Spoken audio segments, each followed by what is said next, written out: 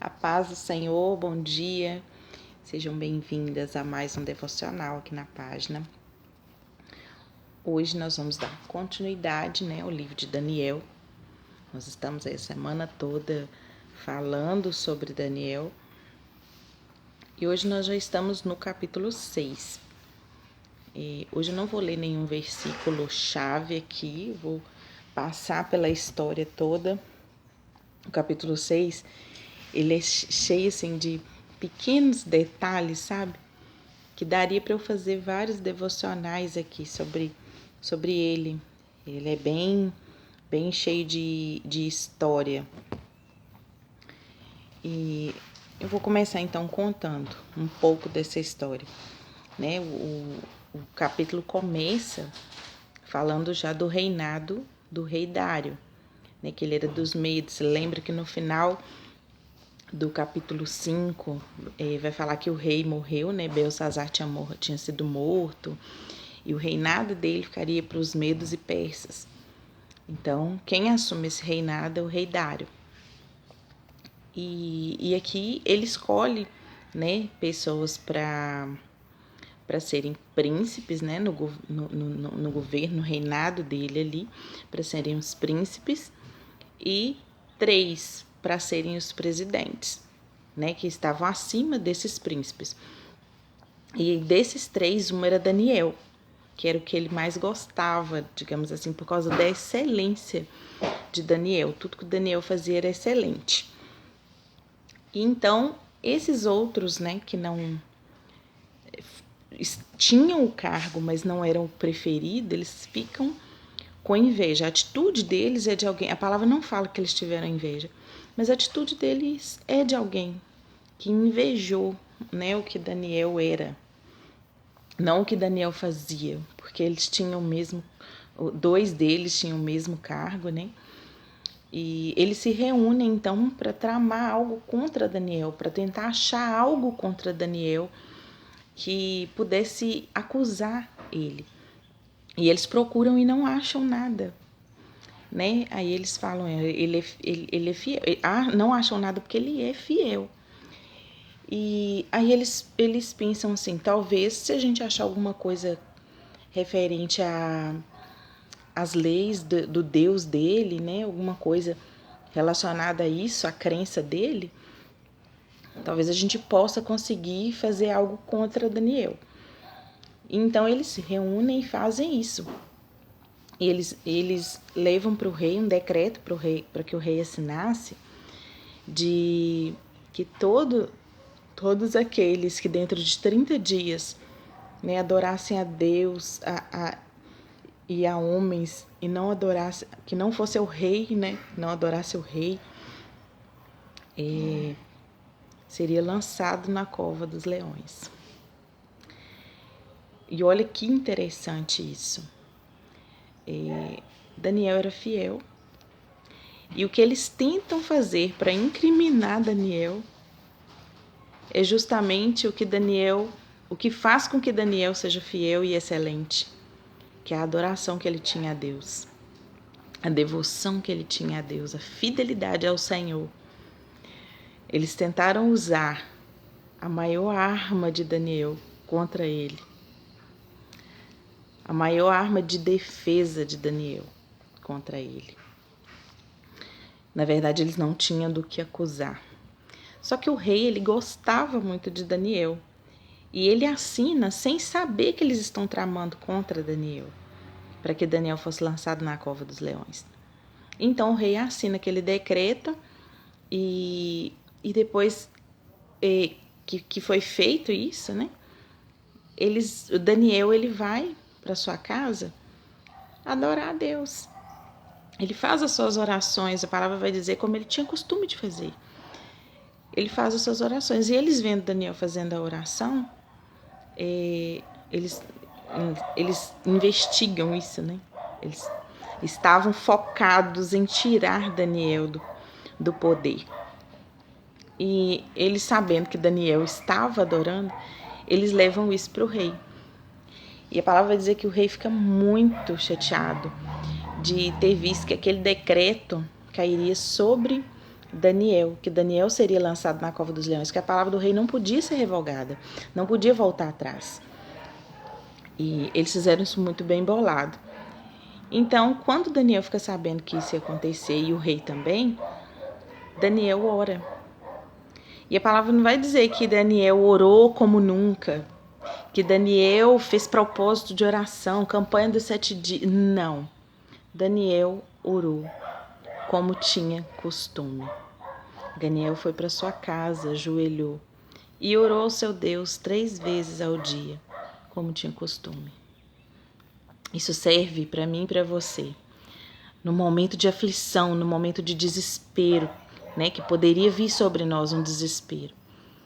O que nós temos feito? Né? Nós temos saído contando para todo mundo, buscando desesperadamente uma solução. Talvez se esperasse dele, que ele, rei, pelo amor de Deus, mas você gosta de mim, por que você está fazendo isso comigo? Me ajuda, faz alguma coisa. Não, ele recorreu a quem de fato poderia livrá-lo, mas ele não foi a Deus por causa disso. Ele fez o que já fazia continuamente. E Deus tem falado muito comigo sobre a oração contínua, né? Uma oração persistente, todos os dias. Não só viver de campanhas de oração, não sou contra as campanhas, tá? Entendam isso. Mas não só viver de campanhas de oração, de 7 dias, de 20 dias, de sei lá quantos dias você tem feito. Porque talvez depois da campanha você não tenha mantido uma rotina de oração. E o que o Senhor quer de nós não é que a gente viva de campanha em campanha para receber algo da parte dele. Deus quer de nós uma constância na oração. Deus quer de nós que a oração seja um estilo de vida. Seja algo constante, seja algo que nós venhamos praticar diariamente. E Daniel tinha isso com o Senhor. Ele não precisou correr até Deus no momento de desespero. Deus, eu não venho aqui tem muito tempo, mas eu vim te apresentar isso. Não. Daniel tinha vida com Deus e ele continuou. Simplesmente continuou orando ao Senhor. E a palavra vai dizer aqui mais à frente que o rei Dário ficou muito triste com isso. Ele ficou chateado com aquela situação. E ele tentou de todas as formas, né, que ele podia livrar Daniel da cova, mas ele não conseguiu, porque também era plano do Senhor, né? E aí o rei Dário, vendo que ele não tinha condição de resolver isso, ele fala com Daniel: Daniel, eu creio que Deus, o seu Deus, o teu Deus, pode te livrar.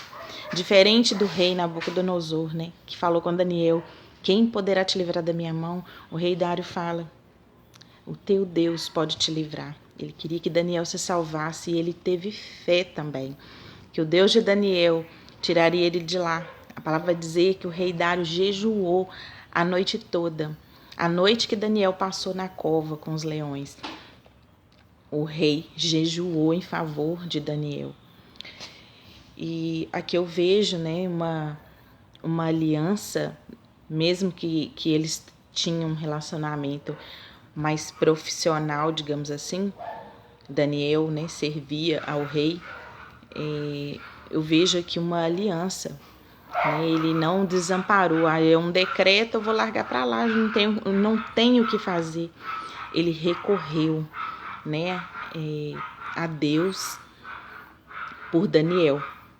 Ele não era assim um servo fiel do Senhor, mas ele recorre ao Deus de Daniel, porque ele cria que esse Deus poderia livrá-lo, né? Ele já sabia das histórias, então ele tinha essa certeza que Deus poderia livrar. Então Daniel é lançado na cova, com os leões, a pedra, né, tampando ali aquele lugar, e o anjo do Senhor livra Daniel. Ele passa a noite na cova, mas ele não é atingido, ele não é ferido. E então, quando dá de manhã, o rei levanta e sai correndo para poder ver como que estava Daniel, se Deus tinha livrado Daniel ou não, e manda remover a pedra. Ele chega no lugar e grita o nome de Daniel. Daniel, seu Deus foi capaz de te livrar, ele te livrou dessa cova e Daniel grita: viva o rei! Eu tô aqui. Ei, eu tô aqui. Nada me aconteceu, eu tô bem. E o rei fica muito feliz com aquilo, manda remover a pedra, tira, né, manda Daniel sair de lá. E Daniel sai ileso. E qual que é o decreto do rei depois disso? Que ninguém... Deixa eu ver se eu acho o versículo aqui. Estabeleceu um decreto, está no verso 26. Estabeleceu um decreto pelo qual, em todo o domínio do seu reino, homens tremam e temam perante o Deus de Daniel, pois ele é o Deus vivo e imutável para sempre, e o seu reino não será destruído, e o seu domínio durará até o fim. Ele livra e resgata, e ele opera sinais e maravilhas no céu e na terra, aquele que livrou Daniel do poder dos leões.